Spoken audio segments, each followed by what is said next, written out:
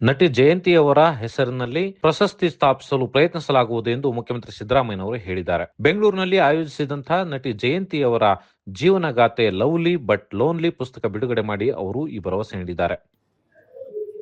ಶ್ರೀಮತಿ ಜಯಂತಿಯವರ ಬಗ್ಗೆ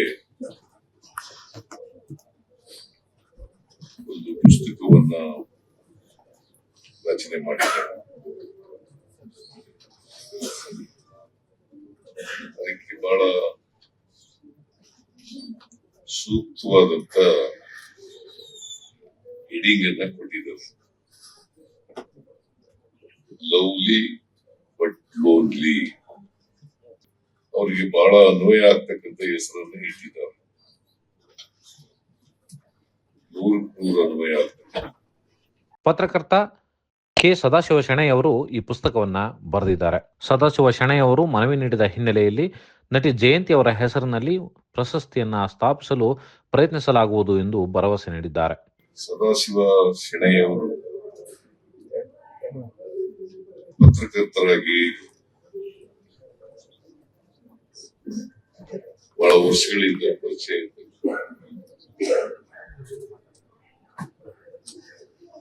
ನನ್ನ ಬಗ್ಗೆ ಅಪಾರವಾದಂತ ಅಭಿಮಾನ ಗೌರವವನ್ನು ಇಟ್ಟುಕೊಂಡಿದ್ದಾರೆ. ಅವರು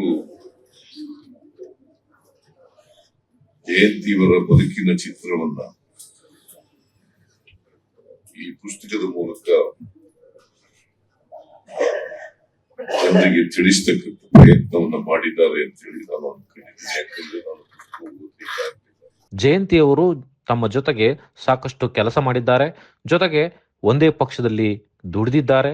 ಜೊತೆಗೆ ಅವರ ಆಲೋಚನೆ ಮತ್ತು ತಮ್ಮ ಆಲೋಚನೆಗಳ ನಡುವೆ ಸಾಕಷ್ಟು ಸಾಮ್ಯತೆ ಇದೆ ಎಂದು ಮುಖ್ಯಮಂತ್ರಿ ಸಿದ್ದರಾಮಯ್ಯನವರು ಹೇಳಿದ್ದಾರೆ. ಜಯಂತಿಯವರು ಮೇಲೆ ಒಂದು ಪುಸ್ತಕ ಬರೆದ ಮೇಲೆ ಅದನ್ನ ಬರಲಿಕ್ಕೆ ಆಗಲ್ಲ ಅಂತ ಹೇಳಲಿಕ್ಕೆ ಸಾಧ್ಯನೇ ಇಲ್ಲ. ಹಾಗಾಗಿ ಆದ್ರೆ ಪುಸ್ತಕ ಓದ್ಕೊಂಡಿದ್ರೆ ಚೆನ್ನಾಗಿರ್ತಿತ್ತು ಮಾತಾಡ್ಲಿಕ್ಕೆ. ಹೀರೋ ಅಂತ ಕರೆಯಲು ನನಗೆ ಹೀರೋ ಅಲ್ಲ, ಹೀರೋ ಅಂತ ಕರೆಯಲು. ಜಯಂತಿಯವರ ನನ್ನ ಮೇಲಿದ್ದಂತ ಪ್ರೀತಿಯಿಂದ ಕರೀತಾ ಇದ್ದೆ. ಅನೇಕ ಕಡೆಗಳಲ್ಲಿ ಒಟ್ಟಿಗೆ ಪ್ರಚಾರ ಮಾಡಿದ್ವಿ. ಚಿಕ್ಕಬಳ್ಳಾಪುರ ಭಾಗದಲ್ಲಿ ಒಟ್ಟಿಗೆ ಕ್ಯಾಂಪೇನ್ ಮಾಡಿದ್ವಿ. ಒಟ್ಟಿಗೆ ಒಂದೇ ಪಕ್ಷದಲ್ಲಿ ಇದ್ದದರಿಂದ ಒಂದೇ ರಾಜಕೀಯ ಅಭಿಪ್ರಾಯ ಕೂಡ ಇತ್ತು.